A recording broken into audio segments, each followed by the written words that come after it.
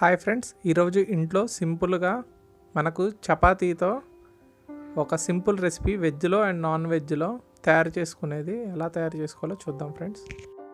ముందుగా ఒక ఆనియన్, ఒక టమాటా, ఒక నిమ్మబద్ద అండ్ పుదీనా, కొత్తిమీర వెజ్ సలాడ్స్ ఫ్రెండ్స్. సో ఈ విధంగా మనం చాప్ చేసుకొని అన్నీ నిమ్మరసం వేసి మిక్స్ చేసుకొని పక్కన పెట్టుకోవాలి.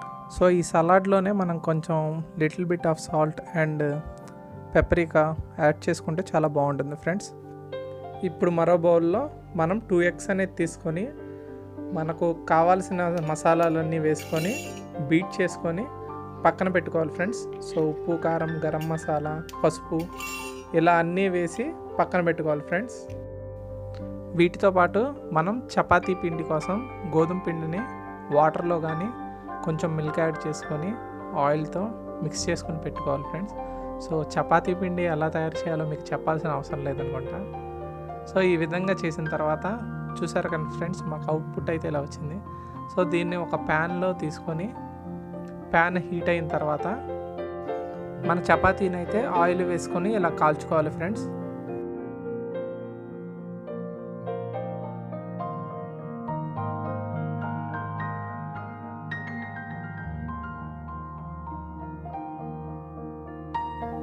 చపాతీని ఈ విధంగా రెండు వైపులా కాల్చిన తర్వాత మనం బీట్ చేసుకున్న ఎగ్ని దీంట్లో వేసుకోవాలి ఫ్రెండ్స్.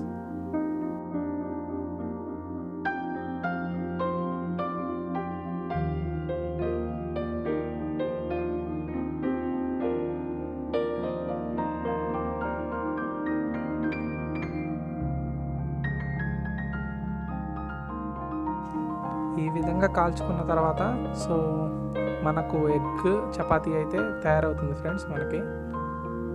సో ఈ విధంగా చపాతీని ఆయిల్తో హీట్ చేసుకున్న తర్వాత మనం నెక్స్ట్ ప్రొసీజర్ ఏంటో చూద్దాం ఫ్రెండ్స్.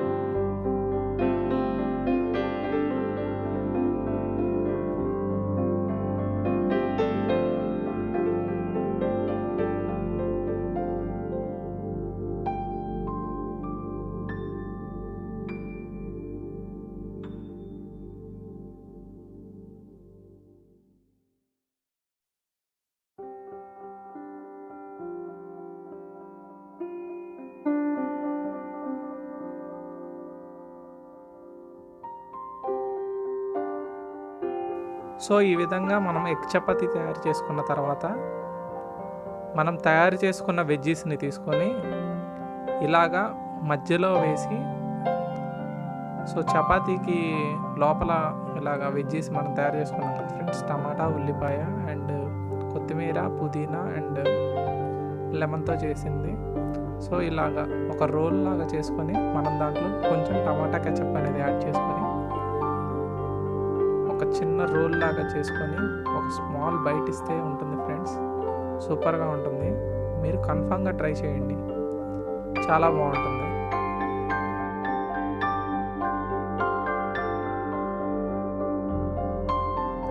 వెజ్ నాన్ వెజ్ అన్నాం.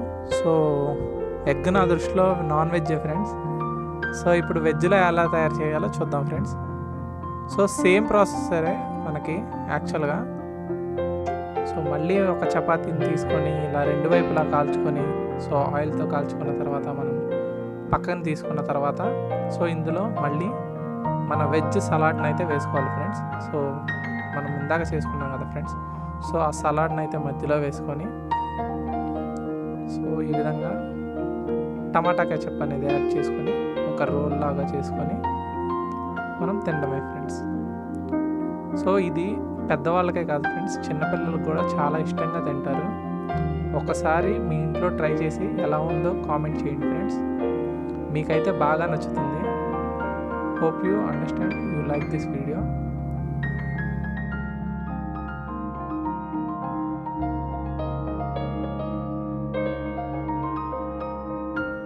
సో ఇలాగా అయిపోయిన తర్వాత మనం తయారు చేసుకున్న సలాడ్లో మనకు టమాటా జ్యూస్ అనేది కొంచెం వస్తుంది ఫ్రెండ్స్. యాక్చువల్గా మనం సలాడ్ చేసుకుని పక్కన పెట్టుకున్నాక సో ఆ జ్యూస్ అనేది యాడ్ చేసుకొని మనం ఆ చపాతీ రోల్ని తింటే ఇంకా చాలా బాగుంటుంది ఫ్రెండ్స్. ఆ సలాడ్లో ఉప్పు, కారం కూడా యాడ్ చేసుకుంటాం కాబట్టి And thank you for watching, and please share, like and subscribe my channel. Thank you.